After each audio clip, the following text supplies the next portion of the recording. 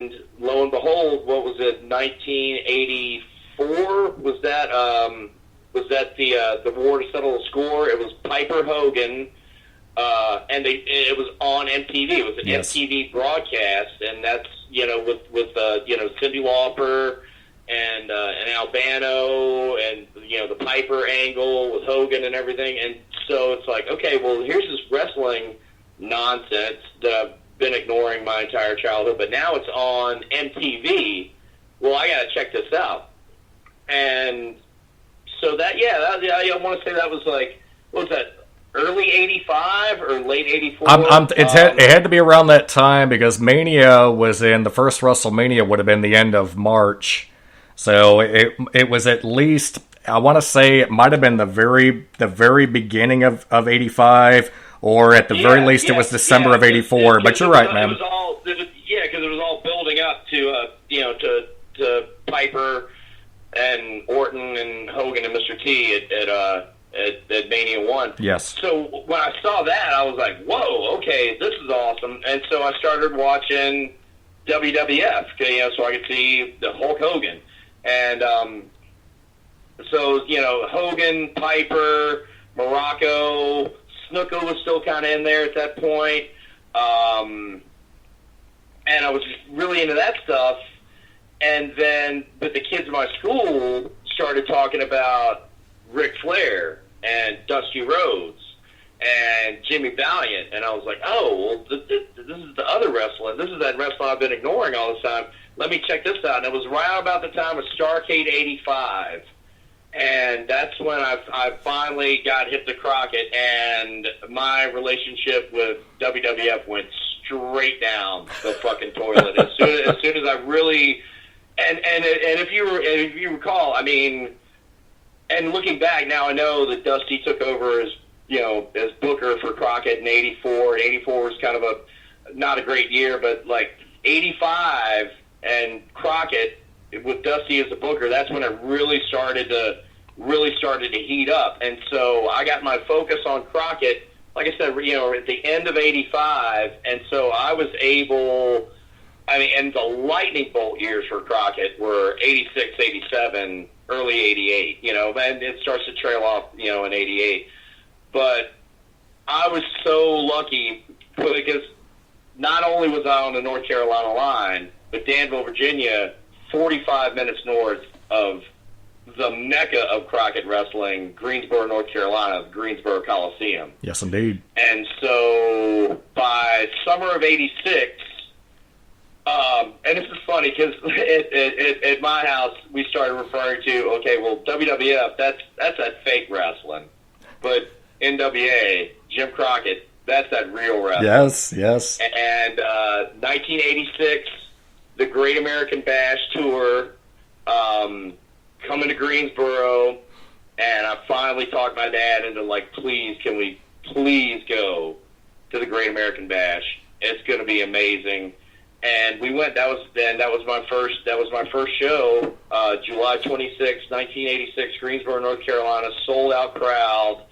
And the matches I got to see it's a lot of gimmick matches, and like the whole thing was pretty hot shotted, but it was all the programs, all the feuds, were having their matches. So we had Ronnie Garvin versus Tully Blanchard in a tape fist match. We had Indian strap match, Gorgeous Jimmy Garvin versus Wahoo McDaniel. Hair versus hair match, Jimmy Valiant versus Paul Jones. And that feud had been going on forever. Pez Wadley had turned heel on Valiant a few months before, joined the Paul Jones army at the Great American Bash stop a few weeks prior to Greensboro. Pez Wadley, now Shaska Wadley, got his head shaved after a match in Charlotte, North Carolina. So now Jimmy Valiant was finally going to get his hands on Paul Jones. And I remember pulling in to the parking lot of the Greensboro Coliseum, and my dad was like, Paul Jones isn't going to get his head shaved. I was like, what? No way. And sure enough, Jimmy Valiant lost that match due to some chicanery from the nefarious Baron von Raschke. And Jimmy Valiant got his head shaved. Rock and Roll Express versus who were the Rock and Roll Express on it? Probably the Andersons, I want to say. Okay. Ole and Arn, because this was, you know, this Four Horsemen were in full swing, the original four at that point. The Midnight Express, this is after Cornette did the angle with Baby Doll. Baby Doll, of course, you know, turned face right around the beginning of '86, late '85, and aligned herself with Dusty Rhodes. Well, they did the angle with Jim Cornette, the tennis racket, and, you know, hitting Baby Doll right in the baby maker, and you know, the whole thing was she might never be able to have kids, and that dastardly Jim Cornette. So there were two steel cage matches that night. One was the Road Warriors and Baby Doll against the Midnight Express and Jim Cornette in a steel cage. How interesting! Finally, see that weasel Jim Cornette get some comeuppance, and of course the fucking Midnight Express were such dicks, and this is the you know, Loverboy Dennis and you know, Eaton and Condrey. Sure. So to see them get their ass beat, and then the last match of the night, steel cage, Dusty Rhodes versus the Nature Boy Ric Flair for the NWA World Heavyweight Championship. Dusty Rhodes has been foiled at every turn in his campaign for the World Heavyweight Championship. The last time they met at Starrcade '85, of course, right? You know, what I've ended up finding out later on, the classic Dusty finish, ref bump, other referee comes in, counts to 1, 2, 3, but then later on he wins the belt, but then he has to give it back. Sure. So Greensboro, North Carolina, and you know, and at this point, main event of Starrcade '84, main event of Starrcade '85, main event at Jim Crockett Senior Memorial Cup. I'll tell you what, Heath. You know, the fact that you recall that card so detailed and intricately, that you remember that much, you know, truly shows me how passionate you are about pro wrestling, especially the NWA and Jim Crockett Promotions at that point in time. I mean, my, you know, to touch on a few things before we continue. I'm getting to the best part. Okay, all right. Then I'll hold off. Go ahead. So Dusty, you know, Dusty is challenged for the title time after time, never can win it.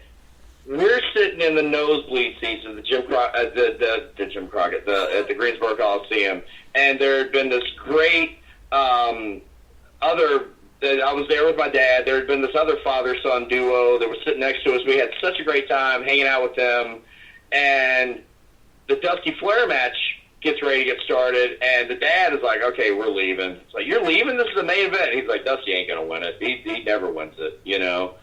So he gets up, leaves, and I look at my dad, and I'm like, I don't know, you know. And 23 minutes later, Dusty Rhodes rolls Ric Flair up, 1, 2, 3. Awesome. And I'm David. I wish I had the camera on, because I get chills. My hair on my arms is standing on end right now, just thinking about. I mean, you want to talk about a pop, a fucking pop. That place went fucking nuts. I went nuts. I was crying. People all over the place, throwing babies in the air. It was amazing. And so that right. I mean, I was hooked already. But that being my first show ever, that did it. And I mean, Dusty Rhodes was my favorite guy then. He's still my favorite guy now. And of course, as you get older, you start to appreciate, you know, the heels, and you kind of start to see like, oh, you baby faces, you know. Or back then it was just good guys, bad guys, you know. And it's like going back to what you said about the guys you love to hate. It's like, God damn, that Ric Flair, he's kind of a dick, but man, he looks super cool and he says some funny shit. And,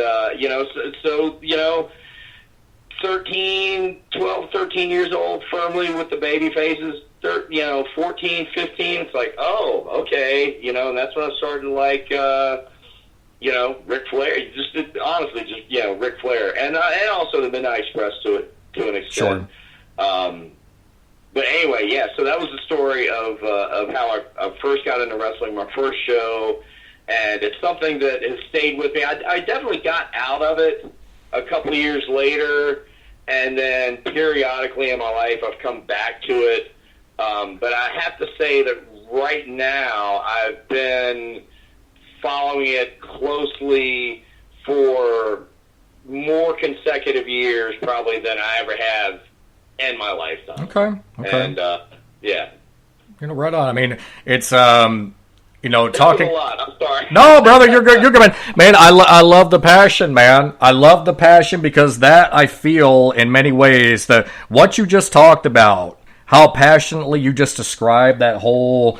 The basically the saga. You went to that first show, you've been watching on TV, you go to the first show, Dusty, you think he's got the title, but then something screwy happens and he ends up having to give it back, and now you're invested, emotionally invested in wanting to see Dusty finally win the title. And the thing with the Dusty finish leading into him finally becoming NWA World Champion is the fact that that other father-son combo that decided to leave, that's where you're really walking that fine line of, prolonging and stretching out and not just giving the fans what they want immediately, but making, having a build, having some anticipation. And the Dusty finish has taken a lot of flack over the years, but when it's done right, like it was done then, it helped to further build that anticipation to a point that when Dusty finally won and you were fortunate enough to be there live, that's a memory you'll never forget. That whole run is something that you'll never forget. And that is, in essence, one of the biggest things that I feel is missing or lacking in today's wrestling environment are moments like that, are angles like that, are personalities that you can latch to that you want to see overcome, all obstacles, or you want to see the heel just run roughshod.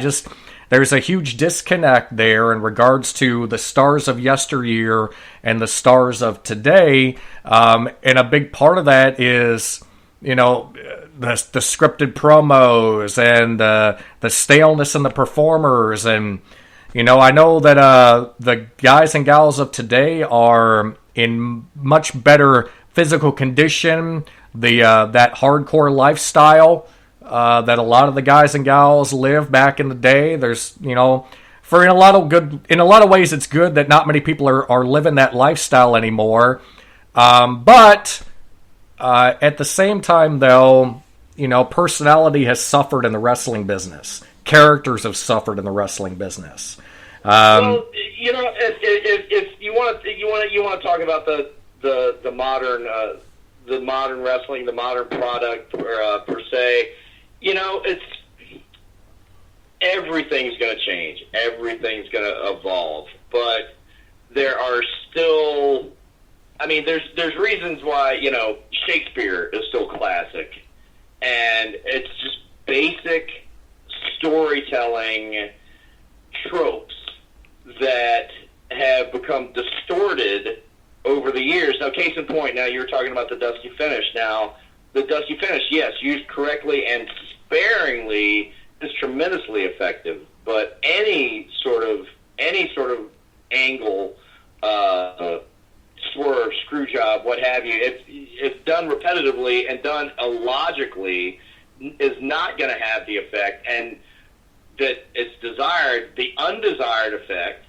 and this is what's happened in many cases, is the audience just gets numbed to it, and